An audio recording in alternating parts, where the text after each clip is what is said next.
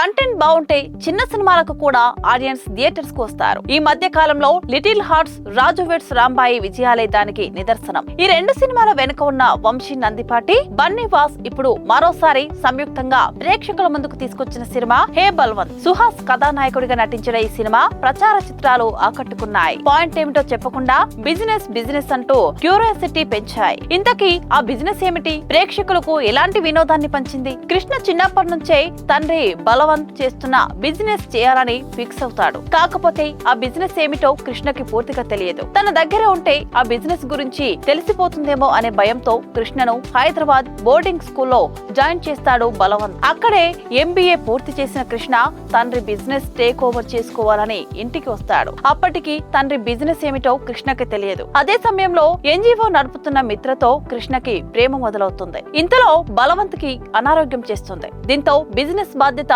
తాను తీసుకోవాలని ఫిక్స్ అయిన కృష్ణ తండ్రి ఆఫీస్ కు వెళ్తాడు. అక్కడ జరుగుతున్న బిజినెస్ చూసి షాక్ అవుతాడు. అంతలా షాక్ అయ్యే ఆ బిజినెస్ ఏమిటి? తండ్రి బిజినెస్ గురించి తెలుసుకున్న కృష్ణ ఎలా రియాక్ట్ అయ్యాడు? ఆ బిజినెస్ కారణంగా కృష్ణ ప్రేమకి ఎలాంటి అడ్డంకులు వచ్చాయి? ఈ బిజినెస్ తండ్రి కొడుకుల మధ్య ఎలాంటి దూరాన్ని పెంచింది? వారి జీవితాలను ఎలాంటి మలుపులు తిప్పిందనేది మిగతా కథ.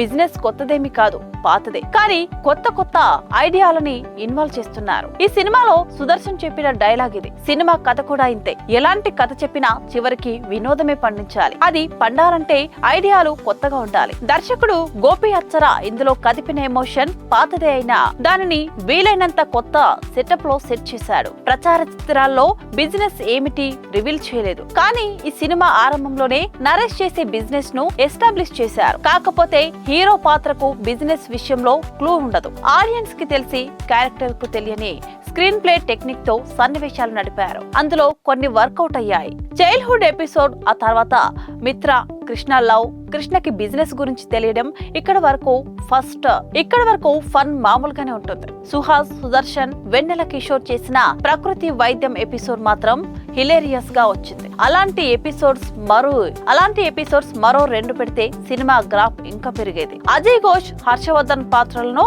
ముడిపెట్టిన తీరు ఇంటర్వెల్ ట్విస్ట్ కు బాగా ఉపయోగపడుతుంది. హీరోయిన్ క్యారెక్టర్ ఆర్క్ లో ఆర్థోడాక్స్ ఫ్యామిలీ డైలాగ్ ను వాడుకున్న తీరు ఇంటర్వెల్ కు మంచి పే ఆఫ్ వచ్చింది. సెకండ్ హాఫ్ కథ టోన్ ఒక్కసారిగా షిఫ్ట్ అవుతుంది. అప్పటి వరకు బిజినెస్ అంటూ సాగిన కథ కిడ్నాప్ డ్రామాగా మారిపోతుంది. వెన్నెల కిషోర్, స్రవంతి పాత్రల మధ్య ప్రేమ, పెళ్లి అంటూ అజయ్ ఘోష్ ఇంట్లో డ్రామా నడిపారు. సుదర్శన్ చెప్పినట్లు అదంతా Bommarillu Bhojpuri version. Dead body కోసం 2 గ్యాంగ్స్ వేటలో కొంత స్పష్టత లోపించింది. శెట్టి అనే పేర్ల చుట్టూ నడిపిన సీక్వెన్స్ లో కొన్ని నవ్వులు పండాయి. డెడ్ బాడీ డ్రామా క్లోజ్ అయిన తర్వాత చివరి 20 నిమిషాలను హెవీ ఎమోషనల్ డ్రామాగా మార్చారు. గట్టి సందేశాలు కూడా ఇవ్వాలని చూశారు. కాకపోతే అంత హెవీ సెంటిమెంట్ సందేశం వినడానికి ఆడియన్స్ ప్రిపేర్ గా లేరు. ఆ ఎమోషన్ కూడా బలవంతంగా ఇరికించిన ఫీలింగ్ కలుగుతుంది. చివర్లో అంత బలమైన తండ్రి కొడుకుల డ్రామా ఉన్నప్పుడు ఆడియన్స్ ను బిగినింగ్ నుంచే ప్రిపేర్ చేసి ఉంటే ఆ ఎమోషన్ సహజంగా హత్తుకునేది. సుహాస్ ఎప్పట్లానే